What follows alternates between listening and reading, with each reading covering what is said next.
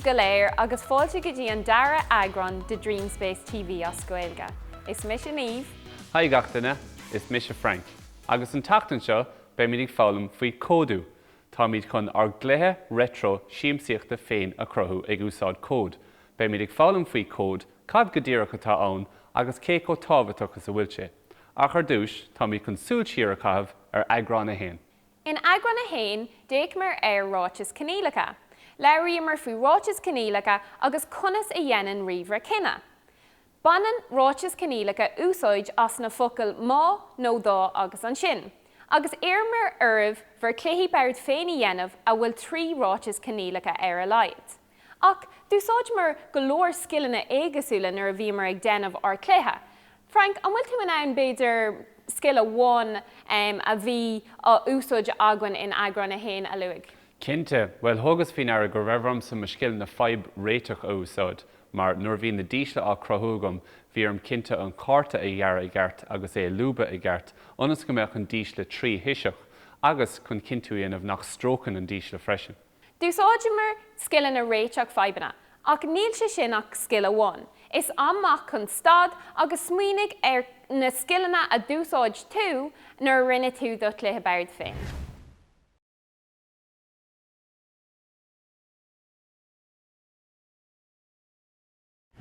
Tá anseans go raibh sibh ag smaoinemh faoi scileanna crothatha agus scileanna smaointeoireacht criticúil agus tá ceart a gcuibh ach chomh sin bhí mar ag ferbert ar scileanna chódú agus bhí mar ag obair ar conas smaoinemh mar smaoiníonn chódóir agus táid chun é sin a dhéanamh inniu. Nach bhfuil an ceart agam, Frank? Tá an ceart go Niamh. Is fiúdún plé beag í dhéanamh ar cad is brí le códú. Tá códú díreachtasúla aontanga eile a bhíon núsáideagainn, an Gaeilge, Béarla nó an Frankíis. Is tróracha atá ann. Go simplí is tróracha atá ann don riomhre chun tascaí dhéanamh nó chun fadhb réitú. Nis Niamh, cén fág bhfuil códú chótábhachtach sin? Tá sé cótábhachtach mar tá sé in nach píosa technoliaach a úsáidimar. So muna bhfuil daoine ann a bhfuil ord scileanna acu sa chódú, ní bhéic na technoliaachtaí sin aghainn. So is amach chun stad agus smaoinigh ar na technoliaachtaí a úsáideann tú gach uile lá ina bhfuil cód in úsáid.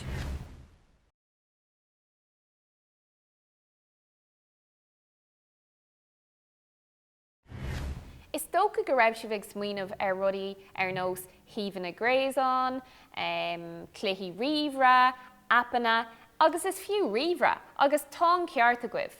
Inniu baimid ag obair ar a scileanna chódú. Le méid cód arcéad agus tá Frank chun dul ann inis. Gur mágad Niamh, táim chun méid cód arcéad a haspáintíomh inis. So mar ecann sibh an seo é leathanach baile méid cód arcéad. Nuair a haon tú isteach tá rá go tionscnamh nua a crothú. nó má an táim agat is féad le fécant ar na ceachtainna réamhhéanta an seo. Ach le haigeanmh tá mí chun tionscnamh nua a crothú. Nuair as clíimí tionscnamh nua caiimid anama thuirta. Niamh, bhfuil éon anama gceiste go an clé seo? Well, táid chun lean leis an téma spás, so mar sin beidir spás a hain. Anna bhar fad. Cuir mé isteach an anam, spás a hain.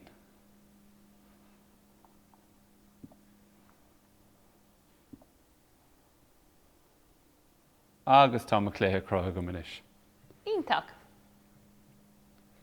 Nis dar nóí le méid cód arcéad, ní léon crua ara ag teastáilúis. Ach is féad le ceanna úsáid má há sé gut. Seo miaubis, tá sé cosú le cat, agus is féad le aon cód a scrín tú an seo a íslódáil go dtí an miaubis agus an cluiche a imirt mar seo. Ach níl sé sin dí ar an inmh. Ar dúis, seo é an tunsáilóir. Tá cnapaíonn seo A agus B, agus tá an lúbháin stúra an seo, agus beidh tú ábalta de spridna a bhoga ag úsáid é sin. Is féad le an scála an iomláin a crothú, mar tá an tunsáilóir beáinín beag, agus féad le é dhéanamh níos lú a ríist tríd an cnapa seo a bhrú. Cearcolóir, in san lár tá na categóí ar fad, agus tóg faoin aire go bhfuil dá éagsúil ar gach categór. Beidh sé sin táchtachtais níos déanaí. Laistigh den na categórí is féidir leat cód a tharraingt amach go dtí an spás ibre. Niamh, chuns gur féidir an cód seo a scriosadh mána bhfuil sé teastáiliúm. Is féidir leat iad a tharraingt go dtí an leor agus an sin tagan busca brúscar suas agus tain sé isteach ann. Ionta gur fad. So ar agla go inn tú botún is féidir leat iad a scriosadh mar seo. So seo é de spás ibre. Seo an áit na méid de tróracha, de ráitis cnílacha agus iad sunar fad scríte amach agat. Ach ar dúis, Sarah bogam iad a raig, caiim í labhart faoi trí chun ceap fíor hábhathach, ionchar, próisis agus eascar. Ar an gédal síos ionchar, sin an rud atá siúla agat an seo. Bailíonn ionchar eolais mór thimpeall agus churann sé an tolas isteach go dtí rud éigean cosúil leis an tunsáil leor. Téann an tolas sin trasna go dtí an próisis agus seo an áit na bheith an próisis ag tarlúmt. Beidh sé ag bailú an eolais ag leanúint na tróracha agus ag tuairt próisis an seo. Agus an sin nuair tá an próisis thart téann an tolas tharnais go dtí an eascar agus sin an rud a eici tú ar an scáileáin seo. Inis tá Niamh chun dul isteach i mécóid arcéad be gánaí níos daine. Sulla dos nóid caiith sibh browsolaí a oscailt agus técuig arcade.mécode.com. Is amach chun stad agus do browsolaí a oscailt.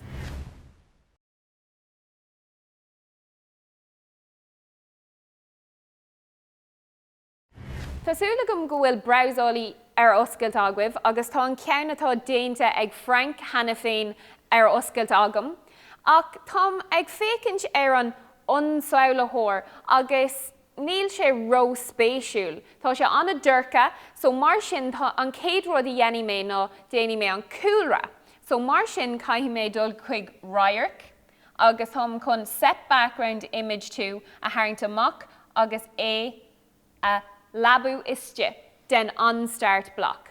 Ceircealóir so sin an céad céim, agus an sin tá mé chun brúiste an seo agus sin an alín pictalín. Ceircealóir so tám chun an cúlra a tharraingt.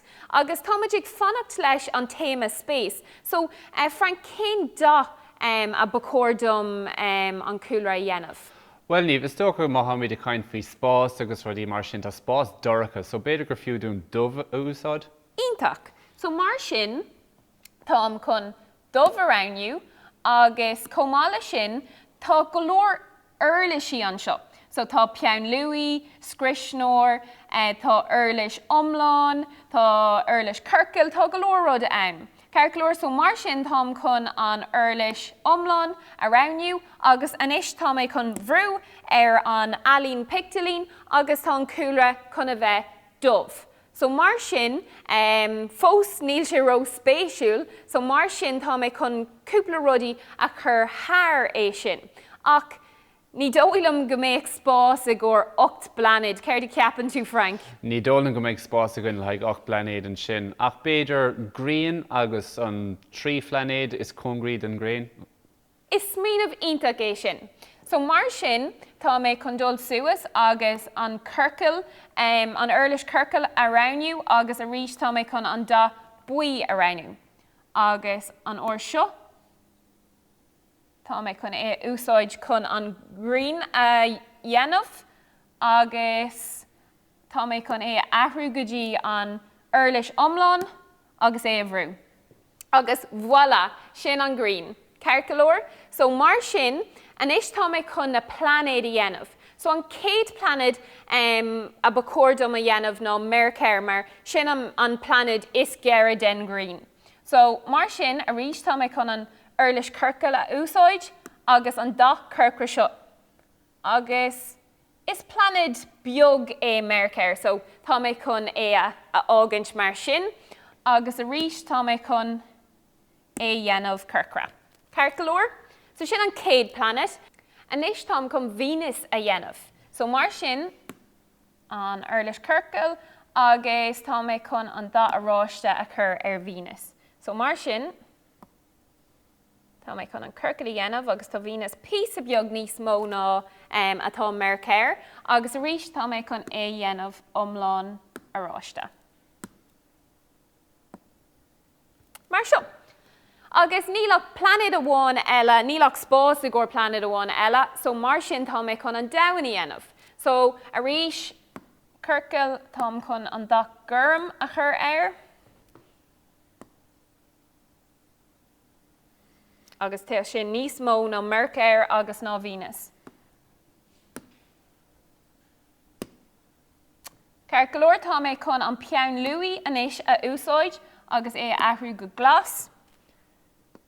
Chun písa talamh a chur isteach ann. Mar seo.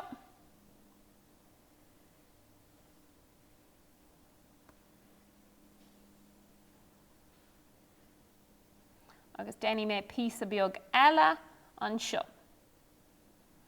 Circle agus a rís tá mé chun é a ahrú go dtí an Eirlis omláin agus é a ahrú go glas. Agus rud éigean eile dhéanamh just chun é a críochnú, tá mé chun písa beag níos mó uisce chur isteach.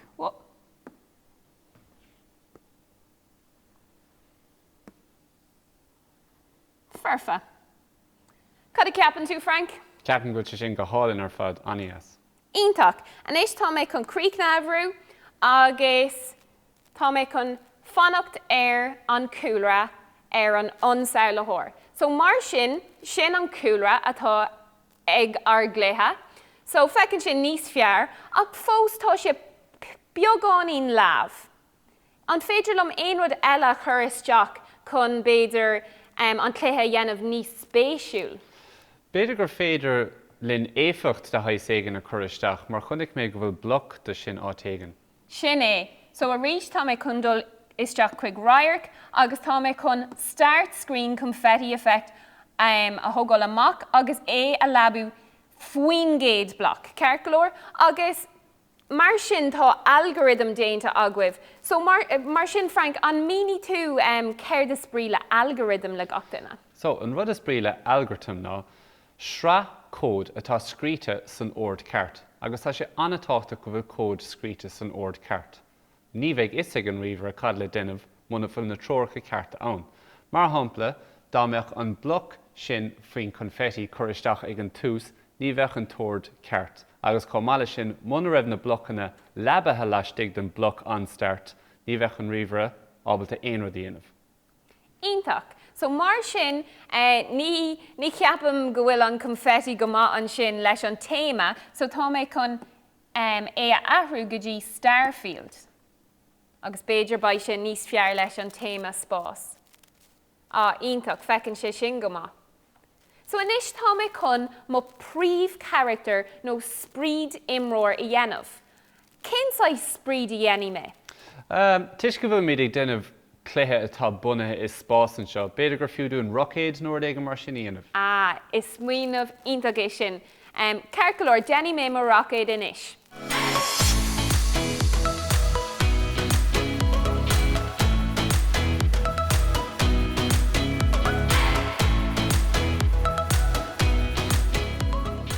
Circle tá mo príomh spríad mo rockade críochnatha. Agus chuir mé písa tine ag an bun chun effect níos fearr a bheith ag mo rockade. So mar sin, ban mé úsáid as na Eirlisí ar fad a bhí in san alín pictalín. So anis tá mé críochnatha, tá mé chun críochnatha a bhrú, agus fuair mé an bloc seo sa categóir spríd. So mar sin, caithfí mé anam a thabhairt de mo spríd, agus tá mé chun rockade a chur isteach.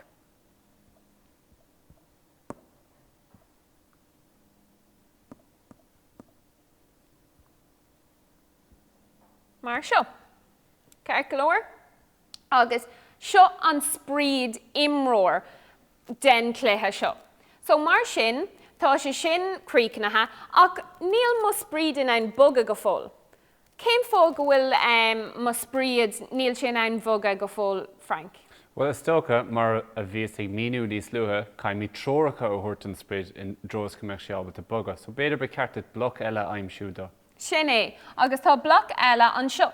So caimmuid bug my sprite with buttons, agus caim mé chur faoin spríd bloc, agus anis is tócha go bhfuil sé chun boga. Ó, fós níl sé ag boga.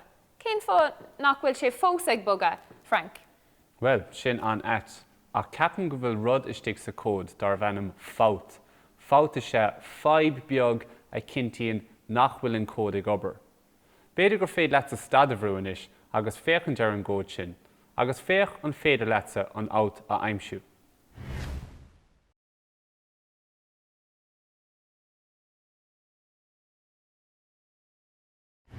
Is dócha thug sibh faoi dhearra nar athraigh mé an tanam an blach seo go rockid.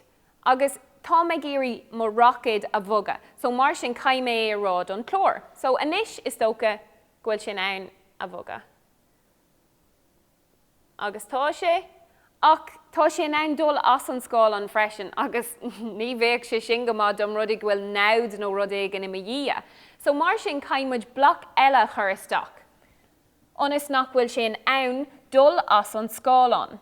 Tá mé chun an set my sprite, stay in screen a chur isteach, agus tá mé chun cinntiú a dhéanamh go bhfuil sé siúil.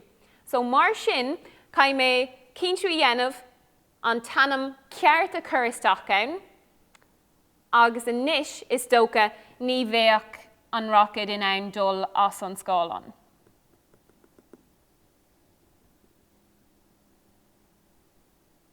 Agus níl sé. Ceir go leor níl sé in ann dul as. Ítach, anis is amma chun beidir sprite eile chur isteach chun an cléthe dhéanamh níos spéisiúil. So, cén sa sprite eile chuirí mé isteach ann?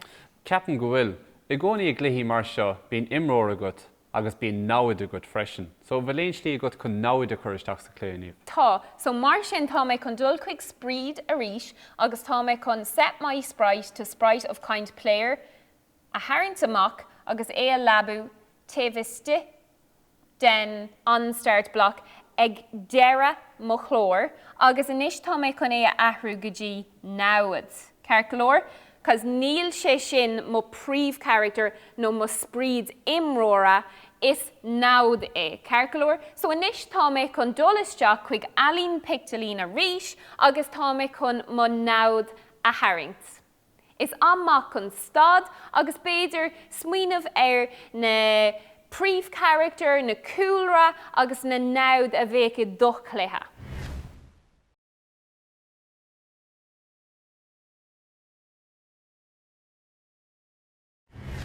Nuair a bhí sibh ag déanamh bhar plán, bhí mé ag déanamh mo náid agus rinne mé asteroideach ag gcóir an náid sa cluiche seo. So mar sin tá mé chun críocna a bhrú, agus a rís tá mé chun anam a thuirt don spríd seo, agus tá mé chun asteroideach a chur isteach ann.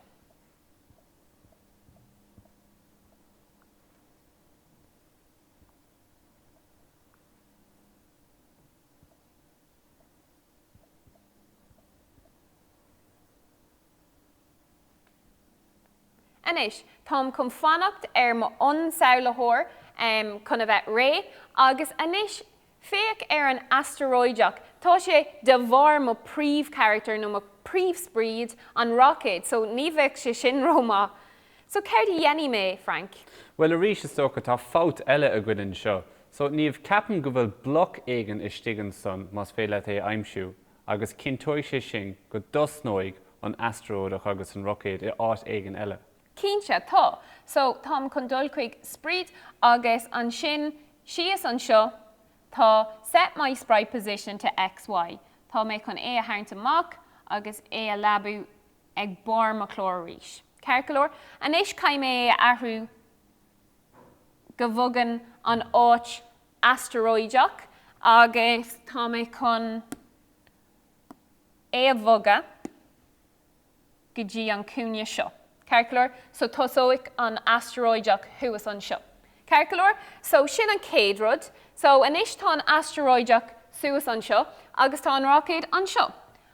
Is féidir lom an rockid a bhoga, ceir go leor, ach níl sé ró spéisiúil go fóil. Cén fá? Ceapan gur fiúdúid iarachtaí anamh an cléthaíanamh níos samúla, an bhfuil éon blocán a cintóid go bhfuil an tasteróideach chun an rockid a leanúint. Tá, suas an seo is spríd, tá bloc ann a deir an set my enemy follow my sprite. So tá mé chun é a haint amach, agus é a labú ag borma chlór, agus é a ahrú go dtí asteroideach ag leanúint an rockade. Ceir chlór, agus tá mé chun é seo a ahrú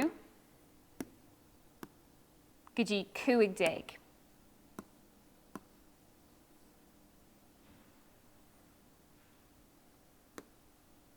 Ítach. Ceir chlór so inis tá an asteroideach ag leanúint an rockade. An sky mé boga. Woo! Ceir chlór. So mar sin é, agus beidir an bhfuil éon rud eile is féidir linn á dhéanamh chun an cléthe dhéanamh níos fearr. Beidir is féidir linn sprid via a choristeach anas go méid an rockade ag leanúint rodéigen? Is smíanamh ítach é sin, agus cénsáid sprid bí leis an téma spás. Well, ag fannach leis an téma spás beidir go meach rodéigen súile réalta rathe go deas. Ítach. So mar sin tá mé chun an sprid bí a dhéanamh. So tá mé chun bán a úsáid agus an pin luí.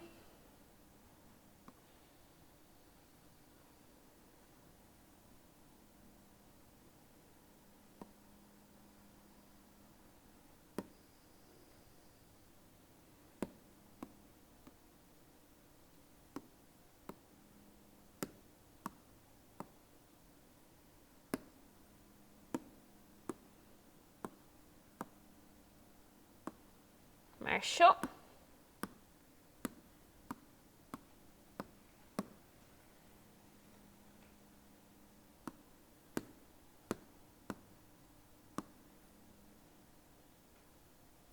Ceir go leor agus beidir curthaí mé píosa beag buíoste ann.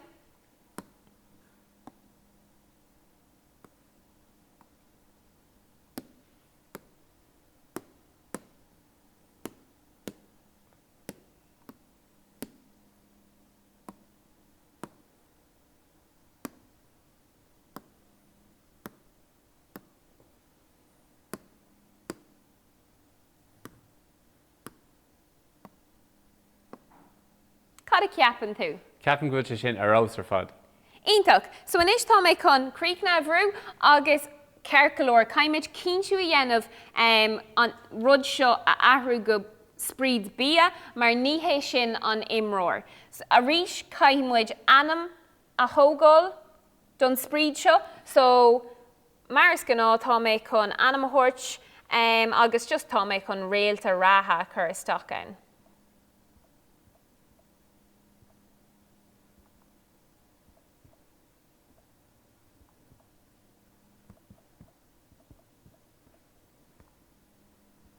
Ceir go leor. Inis tá trí spríd againn. Tá spríd imróra, spríd náud agus spríd bia. Agus tá mé chun tús a chur leis an clé arís.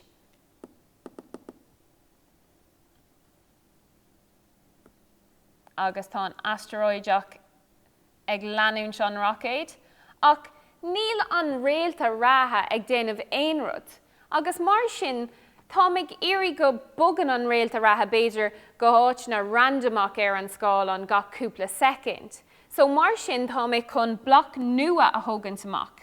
An ceann seo on-game update every 200 millisecond. Ceir go leor, agus tá mé chun rud éigean i dhéanamh a bhogan an réalta ratha go áit na randomach gach 200 millisecond. So mar sin tá mé chun boga an áit in a bhfuil an réalta ratha, set my sprite position to X and Y, tá mé chun an bloc seo a tharraingt amach agus a labú taobhiste den bloc seo.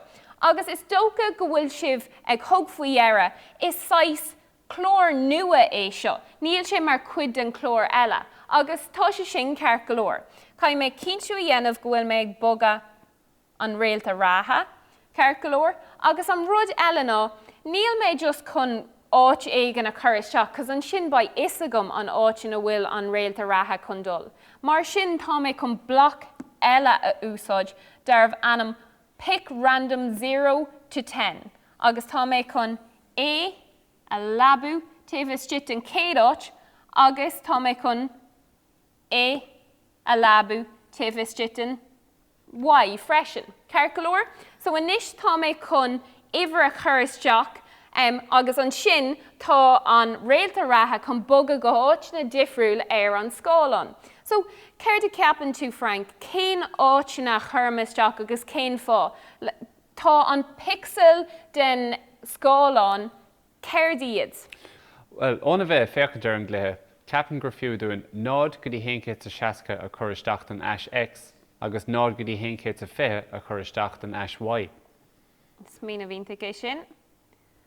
So, oh.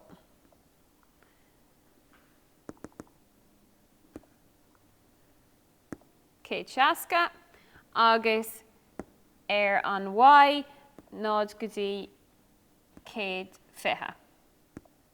Ítach. So mar sin, banfamid tríalas agus inis tá an réalt ag bogad timpeall gach go second. So mar sin, fecinn sé go maith, ach inis céir de Harlíonn nuair beidir déanann an rockid fórluí leis an réalta ratha agus comá sin nuair déanann an náud fórluí leis an rockid. Well, ceapan gur caiimid scór éigean a chuiristeach an chun é cumid simú. Ítach, so sin céir de dhéanamid. Táid chun an bloc seo a úsáid, an sprite of kind player overlaps other sprite of kind player. Tá mé chun éthart amach. Agus a rís is bloc nua é seo, so níl sé mar cuid an céad píosa chlór. So mar sin, tá mé chun scór a chur isteach. So dom rudí go bhfuil an sprite imróir, dom rudí go déanann sé fórluí an sprite bia, an sin feimmuid pínta a bhain. Carcolor? So nis feimmuid pínta a bhain. Ach, má Harlíonn sé sin, feimmuid in ann é ecinn sé gan second, má Harlíonn sé sin, an sin ní bhéic sé sin róha mar dom rudí go bhfuil muid ag déanamh fórluí feadh cúpla second, an sin feimmuid go leor pointí agus ní bhéic sé sin ródeas. Ní bhéic sé ró simú. So mar sin is dócha go bhogan an réalta ratha go áite gan eile an scálan. Céirt faoi sin. So tá is goin conas é sin a dhéanamh. So mar sin tá mé chun an set my sprite position to XY a thógáil amach agus é a labú faoin scór agus tá mé chun é a athrú go dtí an réalta ratha agus beidir bogí mé an réalta ratha go dtí an cúne seo in aice leis an green. Carcolor? So sin an céad rud. An darna rud a caiimid a dhéanamh ná céir de Harlíonn dom rudaí go déanann an náud fórluí an rocket. An sin caiilemuid scór beidir. Yeah, ceapan gur fiú dún scór a chailúntan sin. Is smaoinemh má é sin, agus tá mé in ann an rud seo a dhéanamh a rís. Agus an sin, fecinn sé go bhfuil fádain, ach is féidirlam é a athrú. Go dtí náud, agus an sin is féidirlam é seo a athrú. Go luad a hain, agus an rud seo a athrú go asteroideach. Carcolor? So tá mé chun just féic mo chód agus cíntiú a dhéanamh go bhfuil sé déanta I gceart agam. So nuair déanann an imróir fórluí an bia, an sin feimmuid pointe bháin, agus an sin bogan an réalta ratha go áit éigean eile an scálan, agus a rís má déanann an náud fórluí an rockid, an sin caiilemuid pointe bháin agus an sin téann an asteroideach go áit éigean eile an scálan. So beidir denfamid tríalas, céir de Harlíonns. So tá mé chun é dhéanamh a rís agus é a bhoga. Go for mé pointe bháin. Ítach. Agus inis cail mé pointe agus cail mé pointe eile. Carcolor ach Frank, conas a bheith is a gcuin nuair atá an cléthe thart? Well, caiimid rial de haid ségan a churisteach, nó beag an cléthe dul a roiige Joe, so beidir gur fiú dún ráis canílacha churisteach. Is smíanamh ionach é sin. So mar sin tá mé chun dul isteach go dtí cléthe agus an bloc seo an game update a tharraingt amach. Agus tá mé chun ráis canílacha a chur isteach. So tá mé chun an bloc seo má nó dá agus an sin a thógáil amach agus é a labú taobhiste an seo. Ceircealóir, so inis, cén sais ráis atá muid chun chur isteach ann? Ceapan gur fiú dún beidir má srisimid lúda a héin go bhfuil an cléthe thart agus tá mé trééis an cléthe chailúnt. Is smuoinmh iontacha é sin. So mar sin tá mé chun dul isteach chuig loigh a ríis agus an náid chothairm le náid bloc a tharraingt amach agus é a labú taobhiste an sin. Ceircealóir, agus tá mé chun an rud seo a athrú go scór. So a ríis tá mé chun dul isteach chuig info agus an scór a tharraingt amach agus é a labú taobhiste an sin. So dom rudaí go bhfuil an scór chothairm le lúd a héin an sin, well, mí á chailann tú an cléthe.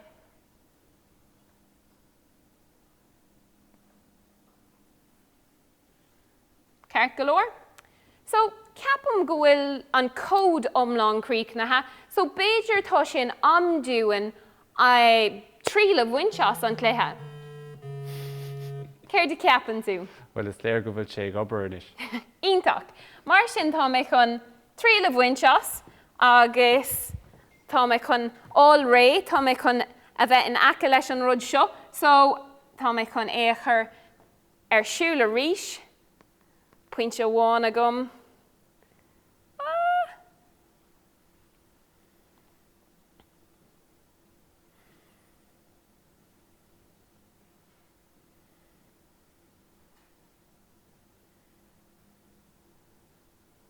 Tá an réalta ratha rótápa. Woo! Agus mí á tá an cléthe críochna inis. Mar sin gach rud i gcóir an cléthe inniu. Gurb mágah, tá cléthe úntaach croigh Niamh an son. Tá trí sprid ann, sprid imróra, sprid náid agus sprid bhia. Tá pléisiúr ann agus tá rialacha ann comá, agus antáchtach tá ráis canílacha ann. In san céad agrán eile, be míad a haspáintíomh chunas níos mó feabhas a chur leis an cléthe. Sin a bhfuil ó chlór an lé inniu. Gurbh míle mágwaibh as ucht fécinn sé Dream Space TV. Tásúla goim gur féidir leat do sean cléthe ionad siamsaíochta féin a dhéanamh. Slán! Slán go fóil!